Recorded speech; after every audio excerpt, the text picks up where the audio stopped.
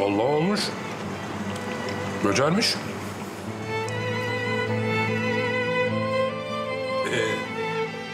Kimin torunu?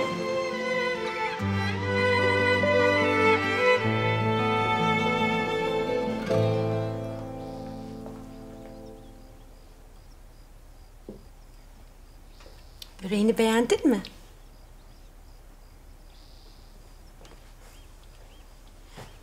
İyi. Kahvaltıdan sonra istiyorsan beraber resim yapabiliriz. Olur mu? Sen çok güzel ev resmi yapıyormuşsun. Ali söyledi. Artık ev yok. Azra yok. Sumru yok. Mert'cim, Azra gitti, gelmeyecek artık. Evet, gelmesin Azra. Sumru da gelmesin. Mert istemiyor.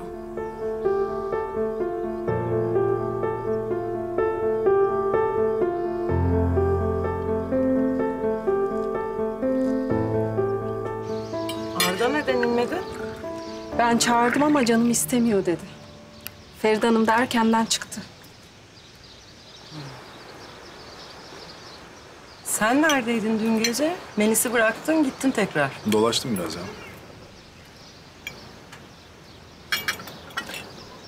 Bak Arda'yla konuşman iyi oldu. Sanki biraz daha sakinleşti ha?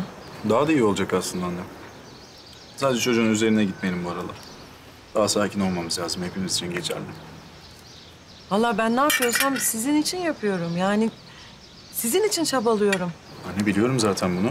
Ama bu panik havasında falan olduğun için işler ters tepiyor tabii. Daha sakin olalım bence. Neyse ben geç kalıyorum. Kaçtım. Cenk ben bugün Yeşilay'a gideceğim. Ebeveyn danışma birimleri varmış. Görüştüm. Destek alacağım onlardan. Süper. Çok iyi yapmışsın anne. Hadi afiyet olsun.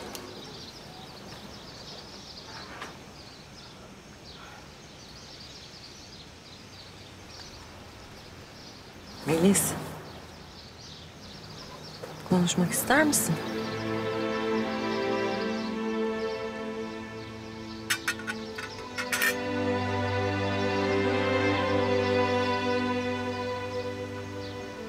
Ben sizinle ilgili şeyleri düzeltmeye çalıştığımda size zarar veriyorum galiba. Anne, bizim seninle sorunumuz ne biliyor musun? Benim içimde bir şeyler kırılıp dökülürken sen bunu gündelik sıradan bir olaya dönüştürüyorsun. Böyle olunca ben tıkanıp kalıyorum. Nefes alamıyorum. Konuşmak bile istemiyorum.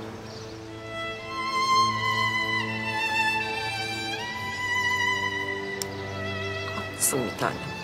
Haklısınız. Ben babanızın yokluğunu her hissettiğimde sizi daha çok korumak istiyorum. Sizin her şeyinizi eksiksiz yaptığımı sandığımda başka sorunlarınızın olmayacağını düşünüyorum. Bilmiyorum, hatalıyım işte. Anne abim haklı. Şu panik havandan kurtul artık. Kurtulman gerekiyor. Bizleri bütün görme ne olur. Ben başkayım, Arda başka, abim başka. Benim sana anlatmak istediğim kıskançlık değildi ki. Ben Arda'nın odasına gittim, onunla sohbet etmek istedim. Ama o beni kovdu. Anne ben onun ablasıyım. Bana bunu ilk defa yapıyor. Çok zoruma gitti. Bilmiyordum. Bilmiyordum bir tanem. Çok üzüldüm. Ama Arda çok zor zamanlar geçiriyor. Biliyorsun. Ona hak ver biraz. Haklısın evet.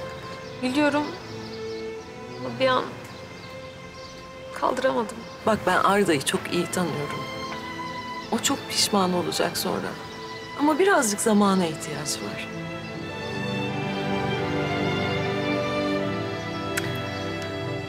Bak ne diyeceğim. Ben Sumru'nun spor salonuna hayırlı olsuna gideceğim. Gelir misin benimle? Yok anne hiç o modda değilim. Sen git. Sen bilirsin. Ben odamda bir şeyler okuyacağım.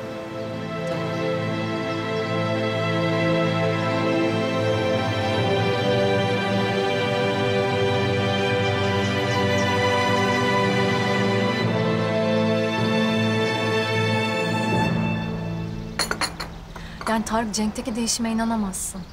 Hem mutluyum hem şaşkınım. Ama sen yine de kendini fazla kaptırma. İyi de ama sen böyle söyleyince benim bütün enerjim düşüyor şimdi. Yani tamam benim de kafamda oturtamadığım şeyler var tabii ki. Ama Cenk'in Azra'ya ilgisi olsa bana yaklaşmaz. Yani birinin duygularıyla oynayacak türden bir adam değil. Bunu sen de biliyorsun. Evet ama sana da bir vaadi yok öyle değil mi? Ha? Sadece seninleyim dedi. Ne bileyim bir gözlemle. Cenk seninleyken ne kadar mutlu. Ne yapıyorsunuz birlikte? Ne konuşuyorsunuz? Ne paylaşıyorsunuz? Eğleniyor musunuz? Çok durgun. Evet. Yani çünkü seni ümitlendirmiyor. Ya Tarık açık açık konuşsana. Cansu zaten bir şey sakladım yok. Bu miras meselesinden dolayı Azra'ya tepki amaçlı yanında duruyor olabilir. Bunu söylemeye çalışıyorum. İyi de Azra niye buna tepki versin ki? Yani Cenk'in benimle olması niye Azra'yı ilgilendirsin? Yok. Yok saçmalıyorsun şu an. Bak Azra'yla kısa zamanda çok iyi arkadaş oldular. Sonra bu miras meselesi çıktı da aralarına buzluğa girdi. Hani ben arada üzülen sen olma diye uyarıyorum.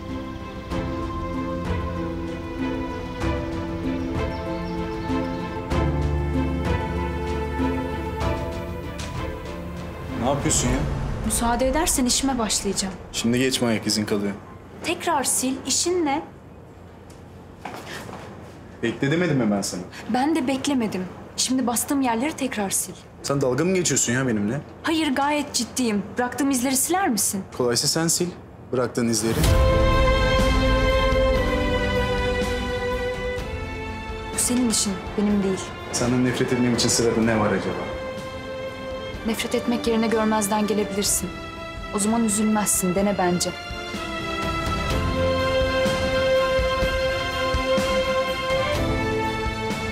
Ay Cansu çok mutluydu dün geldiğinde. Cenk'le bir adım atmışlar. Ya evet ama şöyle bir türlü bir araya gelip konuşamadık yani çocuklarla. Ha öğrendim evet. Yani Cansu söyledi dün biraz gerginlik olmuş. Gergindik. Evet. Çünkü annem yine o mirasçım dediği kızı tuttu yemeğe getirdi. Ay saçmalıkları böyle devam ediyor. Ne olacak bilmiyorum. Düzelir canım. Yani Feride Hanım sonunda illaki yaptığının hata olduğunu anlayacak. Sen canını sıkma. Düzelir. Gerçekten.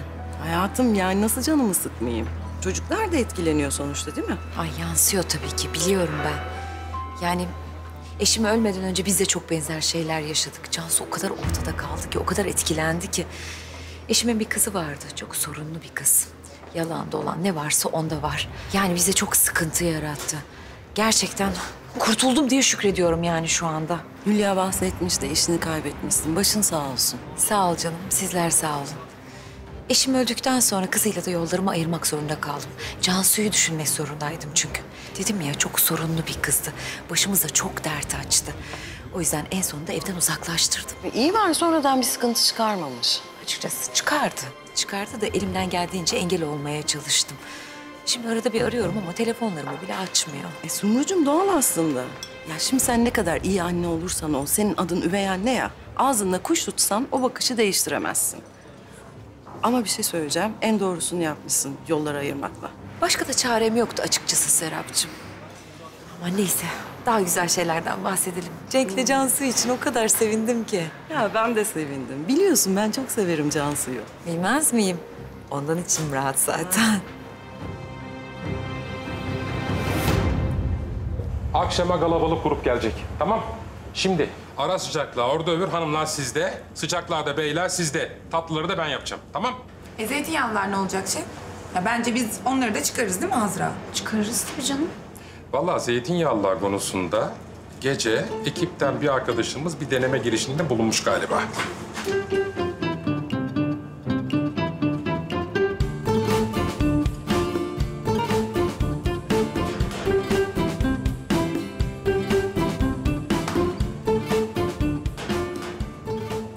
Şimdi Cenk, bak enginar çok güzel olmuş. İmam bayıldı da çok güzel olmuş ama bu galiba sanki şekeri azıcık fazla kaçmış ama ilk deneme için ellerine sağlık çok güzel olmuş. Sağ ol şef. Sen ne ara yaptın bunları? Yani gece vaktimi boş düşüncelere ayırmak yerine gelip burada çalışmayı tercih ettim. Vallahi bence çok iyi yapmışsın. Çok güzel gözüküyorlar. Eyvallah. Şimdi alın bakalım bu sizin. Ara sıcaklığa orada öbür. Leyla alın bakalım bunlar da sıcaklığa. Tatlılar da bende. Salatalar ne olacak şef? Salatalığa Ben yapabilirim. Sen mi? Ne oldu? Sen mi biliyorsun her şeyi? Yok da sen nereden biliyorsun? Bunu bilmek için okuluna gitmek gerekmiyor illa. Ben onu kastetmedim. Hani böyle özel bir menü ya, özel bir salata yapmak lazım. 2 salatalık bir domatesle olacak iş değil. Allah Allah. Ben yapayım, şef karar versin, sen değil. Denemeye vaktimiz olduğunu sanmıyorum. Değil mi şef? Boşa vakit harcamamam gerektiğini yakın zamanda biri bana çok güzel öğretti. Merak etme sen. Ne güzel. Demek ki ikimiz de zamanımızı boşa harcamıyoruz. Bravo. Vallahi şimdi ikinizi birden alacağım, koyacağım kapının önüne. Öyle boş boş bakacaksınız, gönlünüzün muradına ereceksiniz sonunda. Kev kev kev kev kev. Hadi işinizin başına. Hadi.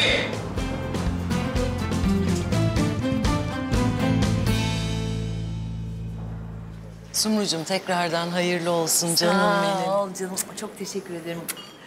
Ben sana geldikçe belki spora da başlarım. Bahanesi olur, belli mi olur? Ne güzel olur. Ben de seni görmüş olurum. Önümüzdeki günlerde burada bir davet vereceğim. Yani küçük bir açılış kutlaması gibi bir şey. Ona da gelirsen çok sevinirim. Ay ne güzel. Söz vermeyeyim ama gelmeye çalışırım. Tamam, konuşuruz. Hoşça kal. Hoşça kal.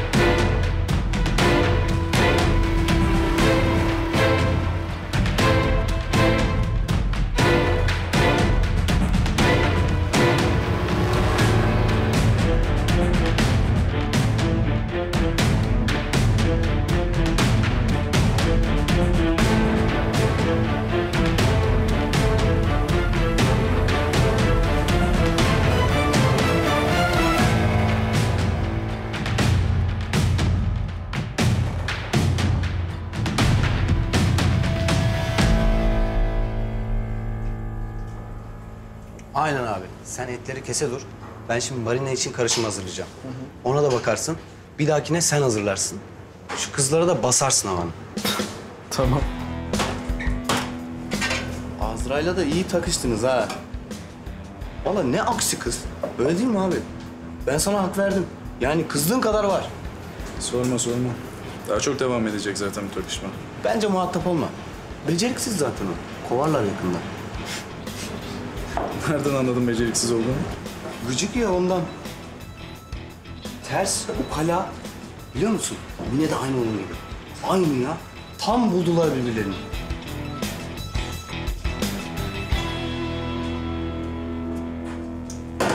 Sen bu Höcük'le daha önceden tanışıyor musun acaba? Maalesef. Böyle bir gıcık, şımarık bir şey. Özellikle yapıyor. Sözde beni yıldıracak, işi bıraktıracak. Bana hiç öyle gelmiyor. Yani bunun seninle bir derdi var gibi. Ya da böyle üstüne geliyor ama ilgileniyor yani. Ama belli etmiyor gibi. Aşk sinyalleri falan sanki ha? Aman yok, onun derdi belli. Hani aramız açık konuşmuyoruz falan ya, buradan göndermek istiyor beni. Başka bir derdi yok. Tabii tabii. Kesin öyledir.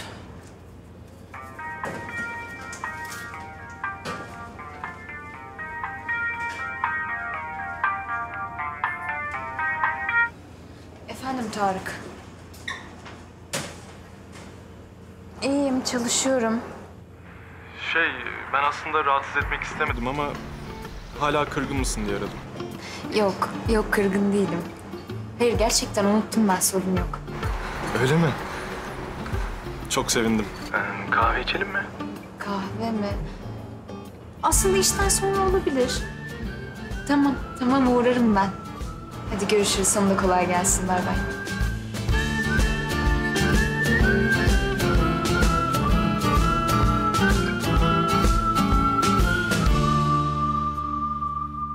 Mesut Bey, dün için özür dilerim. İnanın çok hastaydım. Daha yeni kendime geliyorum. Geçmiş olsun. Teşekkürler.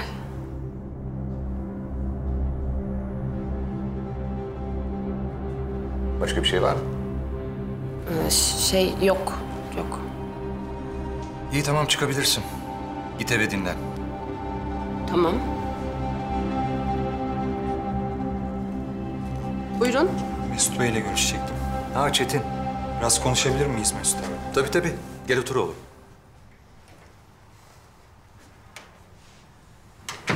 Abi vaktini alıyorum ama Estağfurullah ya. benim içim hiç rahat değil. Kemal abi olanlar aklımdan çıkmıyor. Olanlara ben de çok üzüldüm tabii. Yani keşke olmasaydı ama yapacak bir şey yok be oğlum. Abi öyle diyorsun da siz çok yakın arkadaştınız. Alacak verecek yüzünden çok kavga ettiniz abi. Sen ne demek istiyorsun? Kemal abi çok yıkılmıştı o olaylardan sonra. Acaba diyorum intihar mıydı? Ya da sabotaj?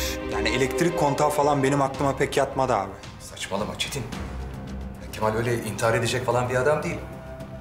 Ayrıca rapor çıktı zaten. Elektrik kontağı arızası tespit edildi.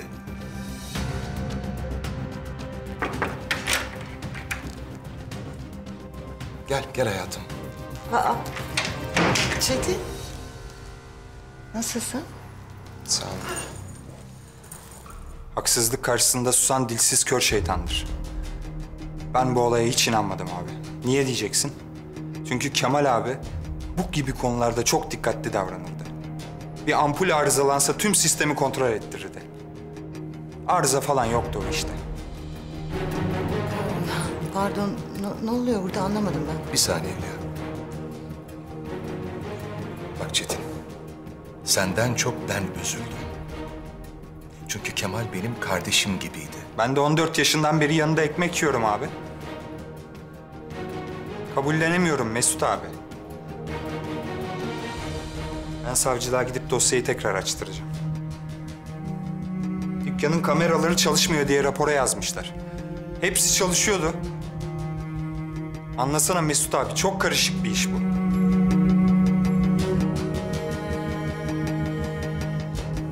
Kusura bakma. Ben senin kafanı şişirdim. Benimle polise gelir misiniz diye soracaktım ama belli ki gelmeyeceksiniz.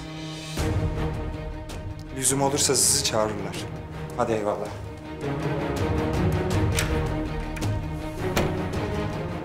Ne oluyor? Ne istiyor şimdi? İstediği bir şey falan yok.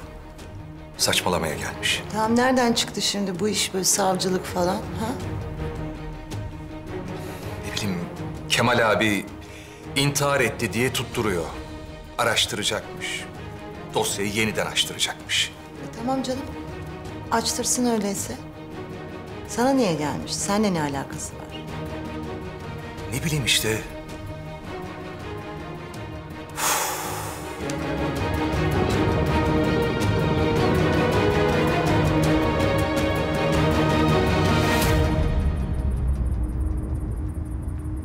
Azra!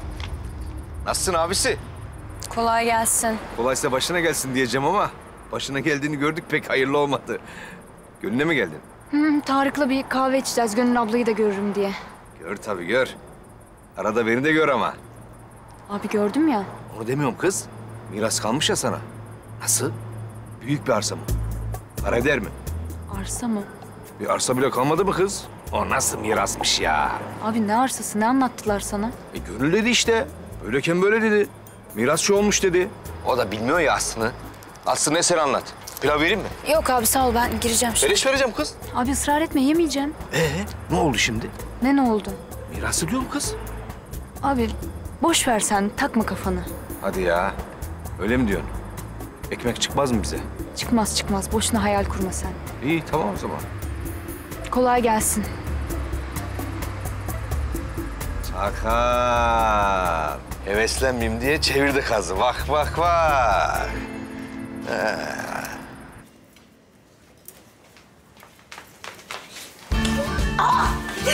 Azra! Gel. geldin, hoş geldin. Hoş bulduk. Nasılsın, iyi misin? İyiyim, sen nasılsın? Çalışıp duruyorum işte. İyiyim ben de. İşten geldim. Tarık bir kahve içelim diye çağırdı. Ben de seni görürüm diye düşündüm. Ay, ne iyi yaptın. Ya ben sana sormayayım diyorum ama tutamayacağım kendimi. Nedir şu miras meselesinin aslı astarı? Bir anlat be kızım. Abla bu miras meselesi senin sandığın gibi bir şey değil. Ama anlatamam, çok karışık. Zaten şu an anlatmam doğru olmaz. Neymiş o bilmece gibi? Çok mu gizli yani? Benden de mi gizli? Merak etme, zamanı gelince anlatacağım. Ben sana asıl başka bir şey söyleyecektim. Ne? Benim Cansu ile tanıştığımı, yani üvey kardeş olduğumuzu sakın Tarık'a söyleme, tamam mı? Niye? Söyledim mi yoksa? Hayır söylemedin de niye yani? Çünkü Cansu Cenk'le beraber. Yani sevgililer. Aman boş ver. Tarık daha iyi çocuk zaten. Ne demek şimdi ya? Ya Cenk de sen şeyseniz hani Cansu'yla şey oldukları için hani Tarık şey demek istiyorum daha iyi yani iyi. Ya sen ne diyorsun? Ne güzel saçmaladın öyle. Yerim ben seni. Ben de anlamadım ne dediğimi biliyor musun? Ben anladım. Ama o senin şey sandığın şey öyle bir şey değil işte. Sen Tarık'a sakın söyleme, olur mu? Tamam söylemem. Asra, bu Sumru delisi var ya, geçenlerde burada bir adamla buluştu. Sonradan öğrendim ki Tarık'ın babasıymış. Biliyorum Azmi Bey. Çünkü Sumru Çelenler'den iş için destek aldı. Ne? Sumru'ya para mı kaptırdılar? Kaptırdılar vallahi. Aman zaten Sumru deme, böyle Sumru deyince sinirlerim tepeme çıkıyor. Sen olanları bilmiyorsun tabii. Mert'in kaybolduğu gece var ya, Mert Sumru'yu aramış. Ne? Mert Sumru'yu mu? Sen gel şuraya bir anlat bakayım bana hepsinin detaylarıyla. Gel. Yani böyle abuk sabuk şeyler söylemiş. Ben de sonuna yetişebildim zaten. Ama Mesut çok üzüldü. Dile kolay, onca yıllık arkadaşlardı tabii. O da karalar bağlayınca hadi gel bir Sumru'ya gidelim ona soralım. Belki onun haberi vardır dedi. Var mı senin bu gelişmelerden haberi? Yok, benim bir bilgim yok. Yani işin enteresan tarafı, Kemal intihar edecek bir adam değildi. Çocuklarına çok düşkündü. Bunca senelik beraberliğimizde ağzından bu lafı bir kere bile duymadım yani. Yani adam resmen ofise geldi ve şov yaptı. İnanılır gibi değil. Yok savcılığa gidecekmiş, dosyayı yeniden açtıracakmış falan filan. Yani ben bu işten hiçbir şey anlamadım. Sen bir şey anladın mı Sumru? Ben de senin niye bu kadar paniğe kapıldığını anlamadım. Yani olan ortada zaten. Hayır, bize anlatmadığın başka bir şey söylediyse... Hani bilmediğimiz başka bir şey varsa, bize anlatmadığın bir şey söylediyse sana... Başka bir şey yok. Yani hep aynı şeyler. Yok siz kardeş gibiydiniz. Ben yıllarca ekmeğini yedim. Falan yani bu kadar. Hayır, seni suçlar gibi gelmiş ya. Kim bilir belki gördüğü, duyduğu bir şey mi var? Duygusallığa bağlamış sadece Sumru. Başka bir şey yok. Yani benim de aklıma sen geldin. Aynı sistemleri sana da etti mi? Hani acaba dedim seni de aradı mı? Aramadı. Aramadı ama Çetin'i bunca zamandır tanırım yani. İşte vır vır konuşur durur. Eğer çok istiyorsan hani bulayım, konuşayım onunla, bu iş de bitsin. Konuş vallahi. Bence konuş yani. Ne ki bu böyle? Olur mu? Abuk sabuk şeyler konuşacaksın sağda solda. İnsanları zan altında bırakacaksın. Doğru bir şey mi bu? Tabii canım. Kimseyi zan altında bırakacak değiliz değil mi Mesut'cum?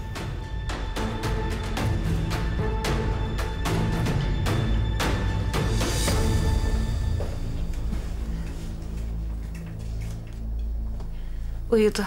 Artık saçına dokununca sesini çıkarmıyor. Bugün ne oldu biliyor musun? Asra da Sumru da gelmesin dedi. Artık ev yok dedi. İşte korktuğum başıma geliyor sonunda. Niye, ne oldu? Fatma.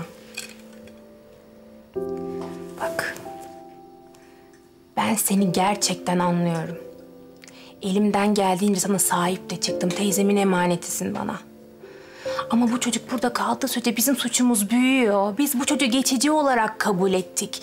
Burada kaldığı sürece er ya da geç biz yakalanacağız. Ben işimden gücümden olacağım. O da yetmiyormuş gibi ikimiz de hapsi boylayacağız. Bak, şimdi arayacağım Sumru Hanım'a. Arayacağım. Ne kadar daha burada kalacak Mert öğreneceğim, tamam mı? Seni bilmem ama ben ömrümün geri kalanını çocuk hırsızı olarak hapiste geçirmek istemiyorum. Sumrucuğum kusura bakma böyle habersiz gelip seni de meşgul ettik. Yok canım, ne önemi var? Sizin içiniz rahat etsin.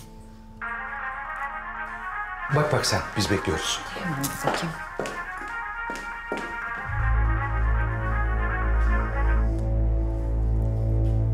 Efendim? Alo Sumru Hanım, kusura bakmayın rahatsız ediyorum ama...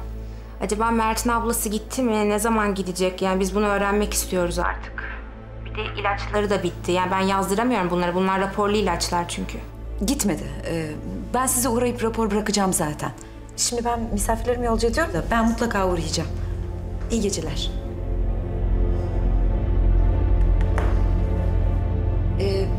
Migrenim var ya benim, eczacı. Rapor yazdırdım da o da bana özel bir ilaç getirtiyor sağ olsun. Neyse. Hadi biz gidelim Hülya. Biraz yorgunum da. Tamam, görüşürüz öyleyse. Görüşürüz. Zeynep'e selam söyleyin. Tabii.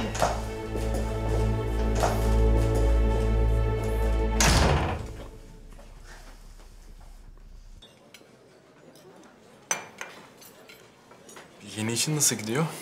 İyi, güzel gidiyor. Yeni başladım. Şimdilik her şey yolunda. Azra, bir dedikodu dönüyor ya ortada mirasla ilgili. Tarık, ben bu konuda konuşmak istemiyorum. Lütfen bir şey sorma. Tamam, affedersin. Yok, önemli değil. Peki Mert, yani bir gelişme var mı? Yok maalesef. Anlamıyorum ben bu işi ya. Anlamayacak bir şey yok Tarık. Kadın resmen saklıyor Mert'i. Dışarı çıktığı anda yakalanacağını çok iyi biliyor çünkü. Resmen hapsetti yani.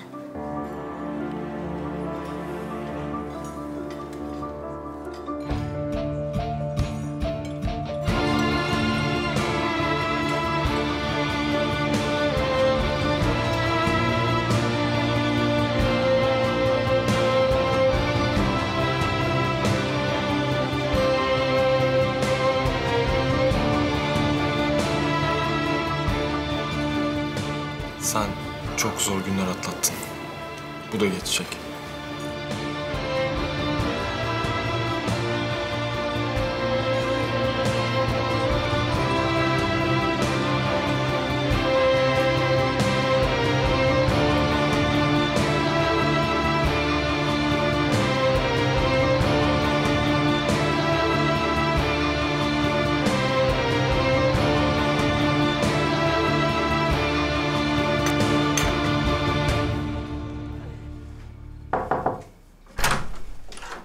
Anne. Serap. Seni dinliyorum. Anne bizi yeterince cezalandırdığını düşünüyorum. Ya ne olur bu tatsızlığa bir son verelim artık. Daha fazla kopartma bizi birbirimizden. Sevgiyle kenetlenseydiniz ilk fırtınada dağılıp gitmezdiniz kızım. Demek bizi birbirimize bağlayan paraymış. Arif seni bana anlatırken hep adaletinden bahsederdi.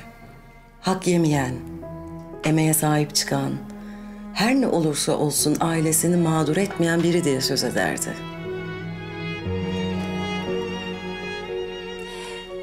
Gördün ki Feride annen sizlere büyük haksızlıklar yapıyor değil mi? Sen hiç merak etme kızım. Bu dünyada herkes hak ettiğini alır. Yok anne, yok. Biz seninle anlaşamayacağız. Bazı şeyleri yapmaya mecbur bırakıyorsun beni.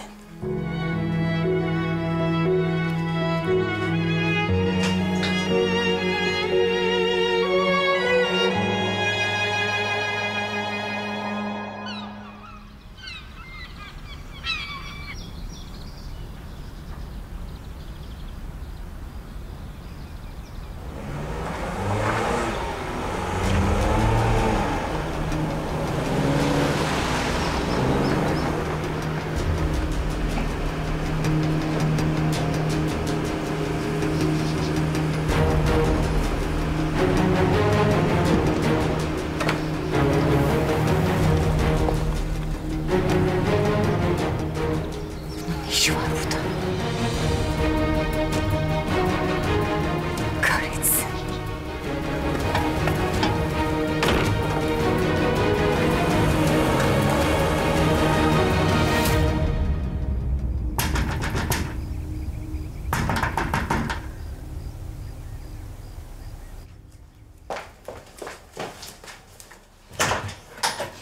Sumru Hanım? Ne oldu? İyi misiniz? Bir şey mi oldu? Ay biraz sıcaktan herhalde. Nefesim kesildi birden. Bir soluklanayım. Ben bir su rica edebilir miyim? Tabii hemen getireyim. Hoş geldiniz. Hoş bulduk. Mert, nasılsın oğlum? Sumru anneye merhaba demek yok mu?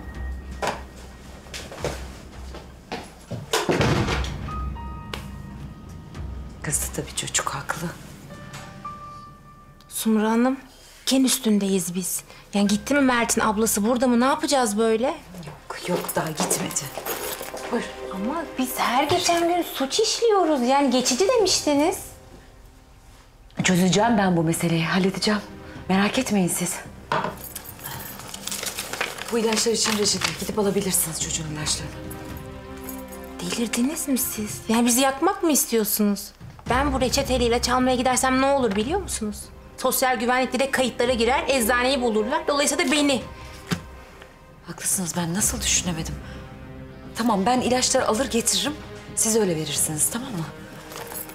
Yani şu kız da bir an önce gitse ben de rahatlayacağım. Aynı tedirginlik içerisindeyim. Hatta düşündüm de belki de hata ettim. En baştan beri hata ettim Mert'i size bırakmakla. Ay yok Sumru Hanım, ne olur öyle söylemeyin. Ben her gün dua ediyorum daha da kalsın diye. Rica ediyorum bu durumu bir an önce çözelim Sumru Hanım. Tamam, merak etmeyin Meryem Hanım, çözeceğim. Bunu bırakıyorum. İyi beslensin çocuk. Et filan yedirin. Ararım ben sizi.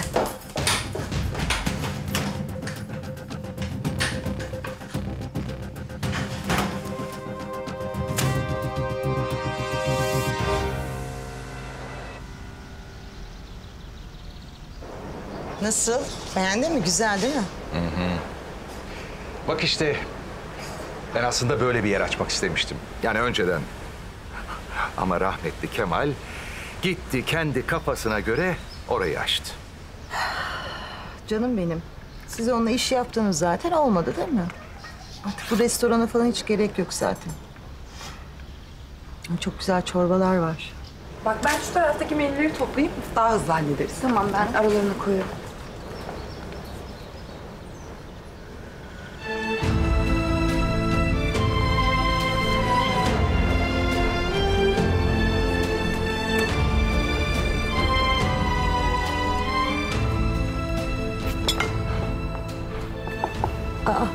Azra? Afiyet olsun. Azra, kızım ben seni çok aradım ama bir türlü açmadın telefonlarını. Konuşacak bir şey yok çünkü. Bak Azra'cığım, biz gerçekten ikimiz de çok üzgünüz. Yani aslında ben sana haksızlık ettim. Yani ilk önce Mert'in kaybolduğuna inanmadım.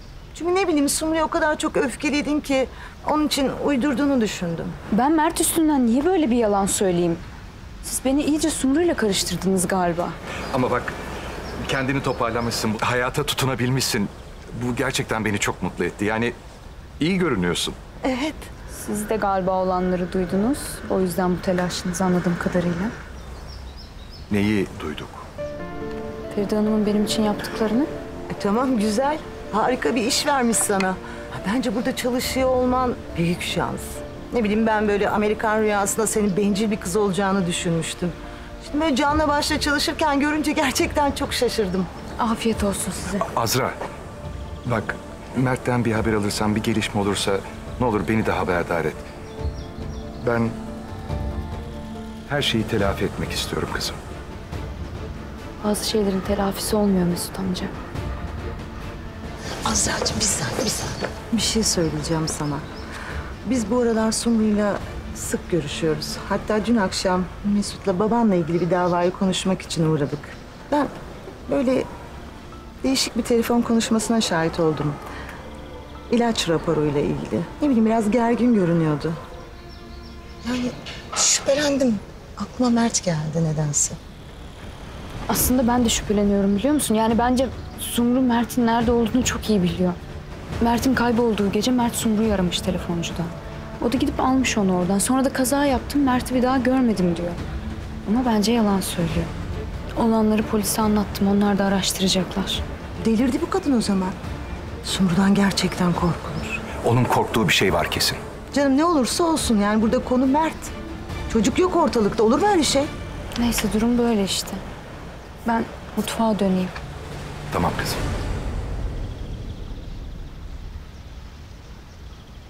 Pes. Çekil önümden.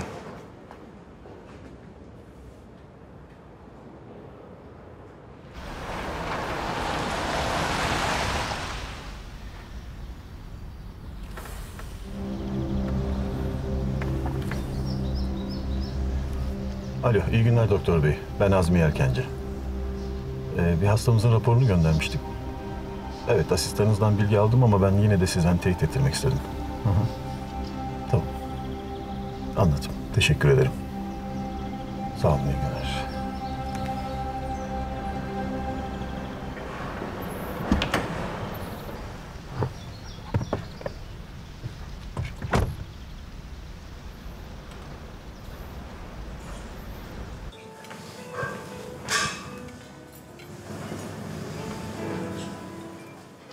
Azmi Bey hoş geldiniz. Feride Hanım gelmedi bugün. Ha yok, ben mutfakta çalışan Azra Hanım'la görüşeceğim. Çağırır mısın?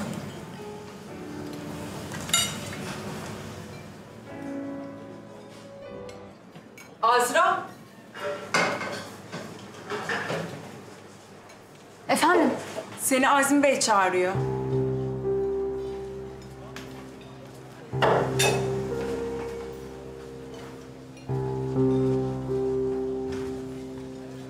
Azmi Bey, Merhaba Azra Hanım. Buyurun oturun. mutfakta çok iş var da oturmasam. Konu neydi acaba?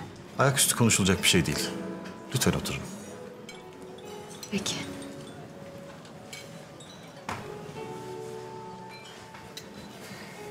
Buyurun, sizi dinliyorum. Azra Hanım, son olaylar malum. Bu miras meselesi Çelen ailesinde depreme yol açtı. Siz de konunun baş muhatabı olarak bu ani karara dahil oldunuz. Azmi Bey bakın, bu konunun muhatabı ben değilim. Feride Hanım.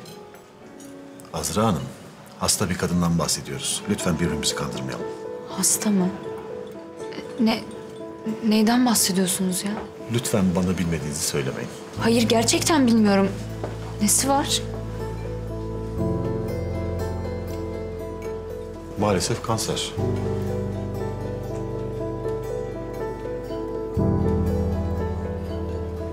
Kanser mi? Siz nereden biliyorsunuz? Bana böyle bir şey söylemedi. Neyse, sonuç olarak durum böyle. Ve Feride Hanım'ın yaşındaki bir kadının böyle ağır bir hastalıkla mücadele etmesi çok zor.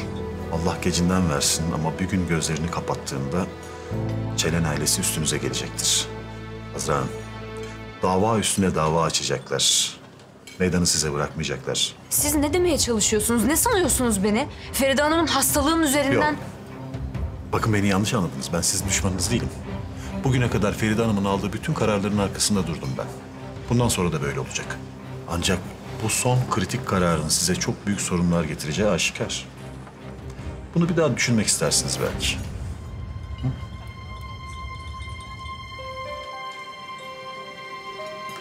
İyi günler.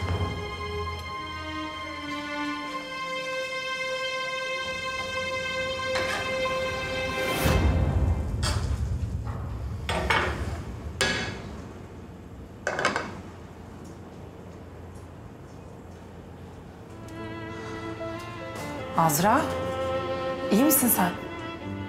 İyiyim, iyiyim. İyi gözükmüyorsun. Hadi git dinlen sen. Yok, iyiyim. Biraz kafam şey oldu. Ya 20 dakika kaldı zaten mesainin bitmesi. Hadi git dinlen. Ben yaparım senin servislerinde. Gerçekten yapar mısın bunu benim için? Ya yaparım tabii. 3 tabak fazla yapacağım. Ne olacak? Hadi git dinlen. Çok sağ ol.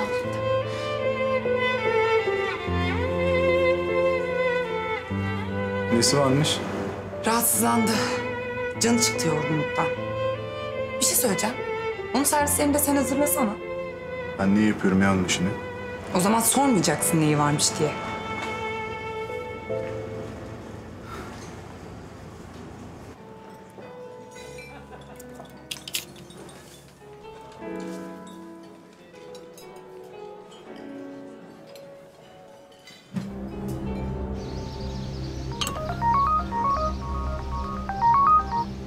Efendim Azmi Bey? Merhabalar. Sizinle konuşmak istiyorum da bu miras meselesiyle ilgili. Şirkete uğrayabilir misiniz? Akşam üzeri uğrasam olur mu? Tamam. İyi günler.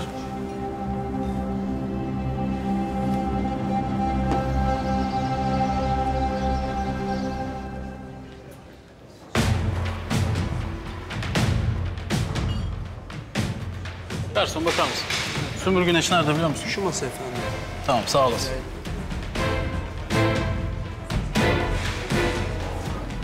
Sümbül Güneş, Efendim buyurun. ifadeniz için karakola bekleniyorsunuz. Hayırdır niye? Detayları karakolda öğrenirsiniz. Buyurun gidelim. Peki tamam. Buyurun. Oğlum benim çantamı verseniz.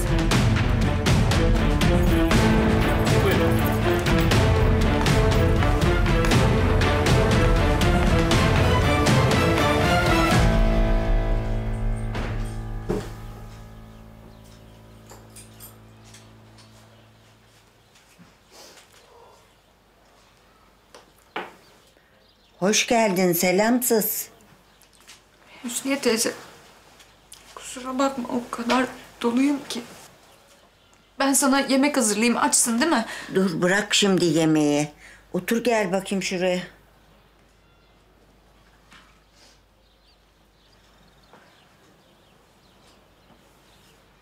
Hüsniye teyze, Şeker teyzemin nesi var?